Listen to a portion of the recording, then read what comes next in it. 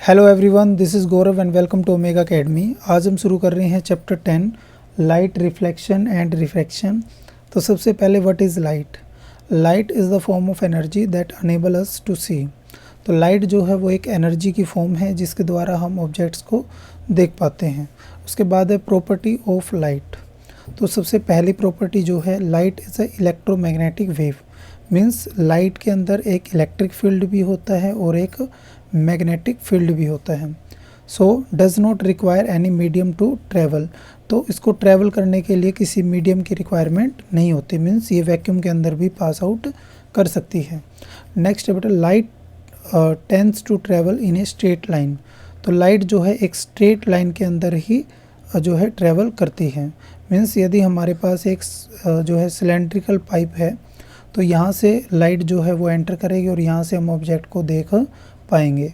यदि हम इसी सिलेंड्रिकल ऑब्जेक्ट को बेंड कर देते हैं तो हम इससे लाइट को या ऑब्जेक्ट को नहीं देख पाएंगे, क्योंकि लाइट जो है एक स्ट्रेट लाइन पाथ ही फॉलो करती है। इसके बाद नेक्स्ट है बेटा, लाइट हैज़ ड्यूल नेचर। तो लाइट जो है वो एक वेव की तरह भी काम करती है और एक पार्टिकल की तरह भी काम करती है। इसके बाद लाइट कास्ट शैडो।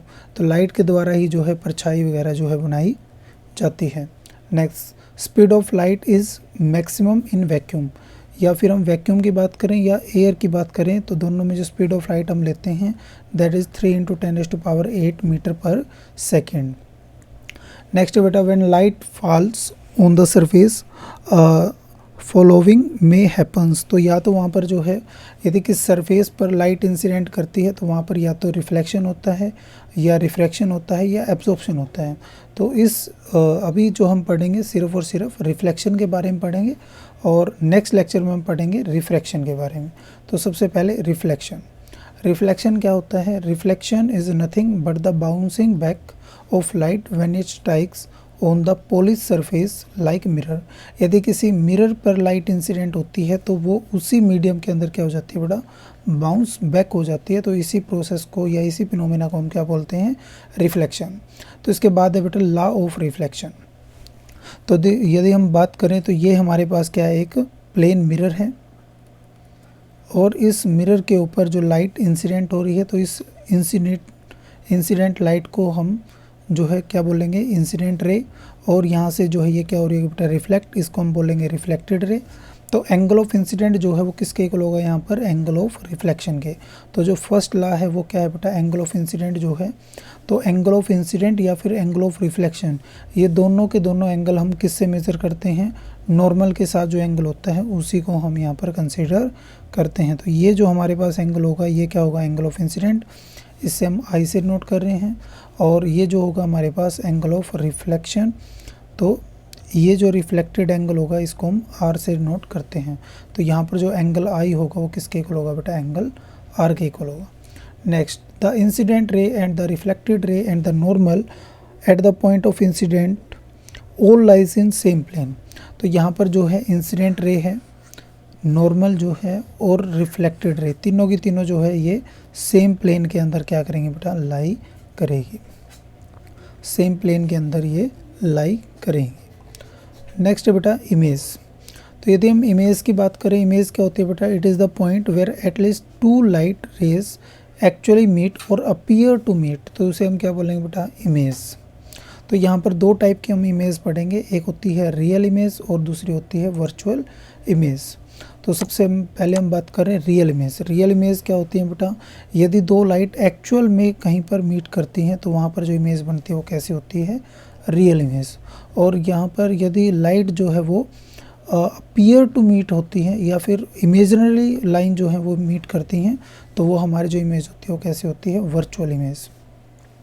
यहाँ पर रियल इमेज होती है उसको हम स्क्रीन पर ऑब्टेन कर सकते हैं और वर्चुअल इमेज को हम स्क्रीन पर ऑब्टेन नहीं कर सकते। रियल इमेज ऑलवेज जो है इन्वर्टेड बनती हैं और जो वर्चुअल इमेज होती है वो कैसी बनती हैं? इरेक्ट बनती हैं। तो यहाँ पर जो रियल इमेज है उनका यूज़ किया जाता है सिनेमा हॉल के अंदर, और यहाँ पर जो वर्चुअल इमेज है इनका यूज़ किया जाता है प्लेन मिरर या कन्वेक्स मिरर का यूज़ करके इनको बनाया जाता है। तो नेक्स्ट बेटा, image formed by plane mirror.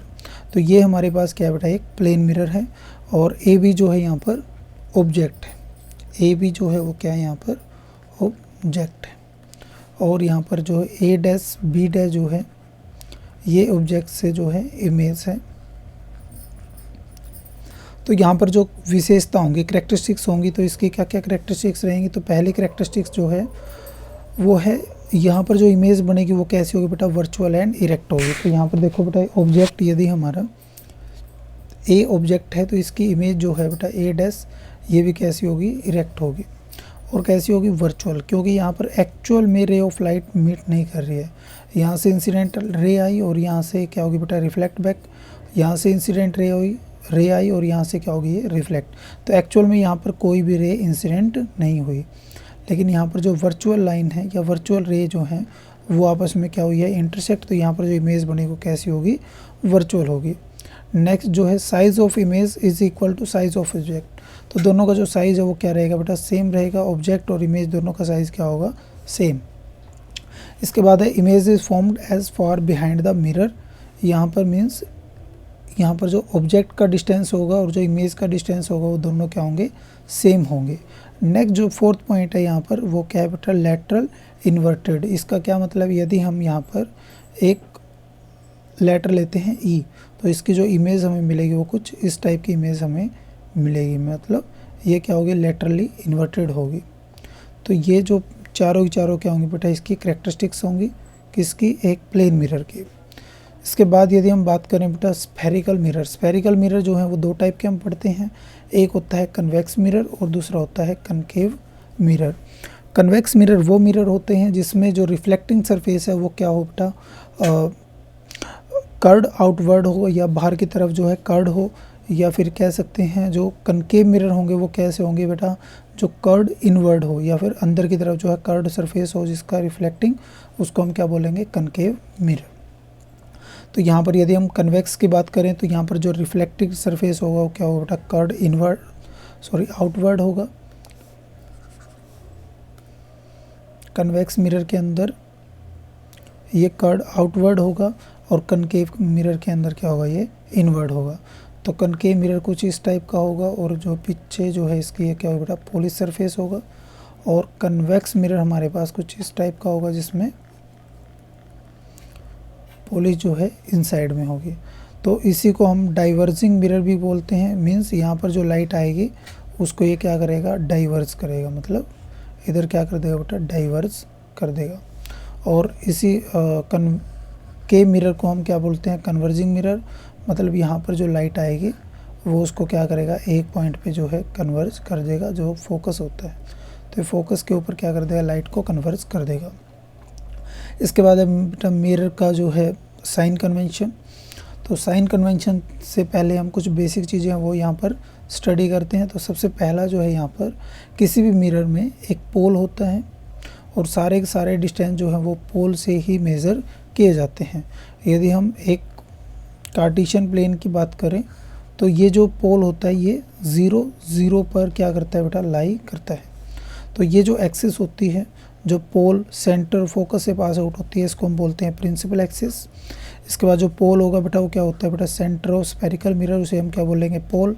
इसके बाद होगी अपर्चर, ये क्या होती है बेटा, इफेक्टिव डायमीटर जो होगी उसकी, उसे हम क्या बोलेंगे, अपर्चर।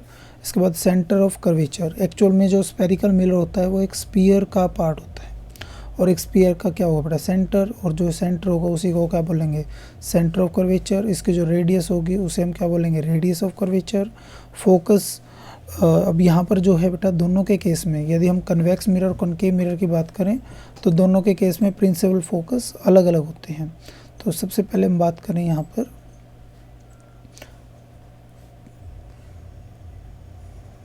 तो ये हमारे पास कनकेव मिरर। तो कनकेव मिरर का जो प्रिंसिपल फोकस होता है वो लेफ़्ट साइड में होगा, तो ये प्रिंसिपल फोकस होगा। और यदि कन्वेक्स मिरर की बात करें तो यहाँ पर प्रिंसिपल फोकस जो होगा ये क्या होगा बेटा, यहाँ पर राइट साइड में होगा। तो प्रिंसिपल फोकस क्या होगा, जहाँ पर all the parallel light rays actually meet और appear to meet after reflection. इसके बाद है बेटा focal length, the distance between the pole and the focus, इसे हम क्या बोलेंगे, फोकल लेंथ।